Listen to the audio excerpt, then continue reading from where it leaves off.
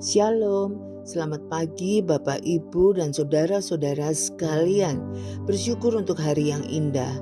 Mari kita siapkan hati kita untuk mendengarkan renungan firman Tuhan pagi hari ini.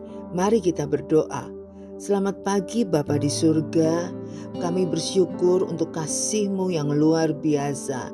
Terima kasih untuk penyertaan-Mu, perlindungan-Mu sepanjang malam hingga pagi hari ini kami bangun dengan tubuh yang sehat dan penuh sukacita. Berikan kami telinga seorang murid untuk mendengar firman Tuhan dan berakar dengan kuat di dalam pikiran dan hati kami. Dalam nama Tuhan Yesus kami berdoa dan mengucap syukur. Amin. Tema kita pagi ini berhala, diambil dari Keluaran 32 ayat 15 sampai 23. Setelah itu berpalinglah Musa, lalu turun dari gunung dengan kedua loh hukum Allah dalam tangannya. Loh-loh yang bertulis pada kedua sisinya, bertulis sebelah menyebelah. Kedua loh itu ialah pekerjaan Allah, dan tulisan itu ialah tulisan Allah, ditukik pada loh-loh itu. Ketika Yosua mendengar suara bangsa itu bersorak, berkatalah ia kepada Musa, "Ada bunyi sorak peperangan kedengaran di perkemahan." Tetapi jawab Musa, "Bukan bunyi nyanyian kemenangan, bukan bunyi nyanyian kekalahan. Bunyi orang menyanyi berbalas-balasan, itulah yang kudengar." Dan ketika ia dekat ke perkemahan itu dan melihat anak lembu dan melihat orang menari-nari, maka bangkitlah amarah Musa. Dilemparkannyalah kedua loh itu dari tangannya dan dipecahkannya pada kaki gunung itu. Sesudah itu diambilnyalah anak lembu yang dibuat mereka itu, dibakarnya dengan api dan digilingnya sampai halus. Kemudian ditaburkannya ke atas air dan disuruhnya diminum oleh orang Israel.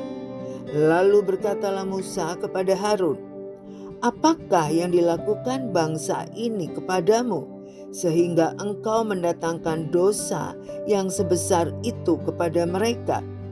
Tetapi jawab Harun, "Janganlah bangkit amarah tuanku. Engkau sendiri tahu bahwa bangsa ini jahat semata-mata. Mereka berkata kepadaku, 'Buatlah untuk kami Allah yang akan berjalan di depan kami,' sebab Musa ini orang yang telah memimpin kami keluar dari tanah Mesir. Kami tidak tahu apa yang telah terjadi dengan dia."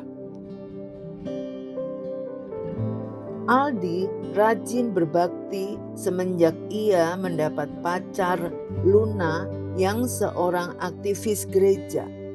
Brenda giat mengikuti pelayanan misi yang dipimpin Pendeta Ano karena beliau adalah pemimpin rohani favorit sekaligus idolanya. Cindy tekun melayani karena dorongan ibunya yang sangat ia hormati. Pertanyaannya, masihkah mereka akan segiat dan setekun itu andaikan tanpa kehadiran orang-orang dekat yang sangat berpengaruh itu? Sungguh mengherankan umat Israel kala itu.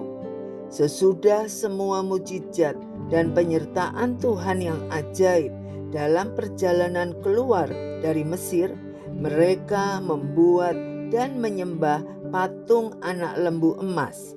Mereka mendirikan patung berhala untuk disembah. Namun, jika dicermati alasan di balik pemberhalaan itu, terkejutlah kita. Alasan mereka membuat patung itu karena tidak tahan menunggu Musa. Mereka gelisah dan tidak dapat membayangkan keberadaannya tanpa dia. Musa adalah segalanya. Mereka amat bergantung padanya. Jadi sebenarnya siapa yang mereka berhalakan? Musa. Berhala bukan pertama-tama wujud patung atau bendanya, melainkan kebergantungan kita secara batiniah kepada apa atau siapa, melebihi Tuhan. Tokoh idola, pemimpin berkarisma, pembimbing rohani, kekasih, sahabat, bahkan pasangan hidup kita pun berpotensi menjadi berhala apabila kita tidak waspada. Dan jika suatu waktu kita dikecewakan, dampaknya bisa seperti pendulum yang berayun ke sisi sebaliknya.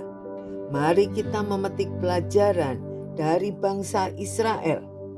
Kebergantungan yang berkelebihan pada sesuatu atau seseorang selalu berpotensi untuk melahirkan pemberhalaan. Mari kita berdoa.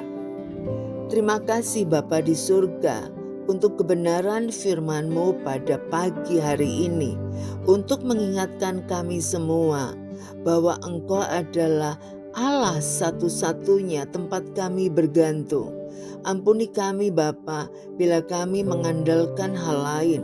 Kami pernah mengandalkan manusia atau mengandalkan seseorang yang kami kenal. Ampuni kami.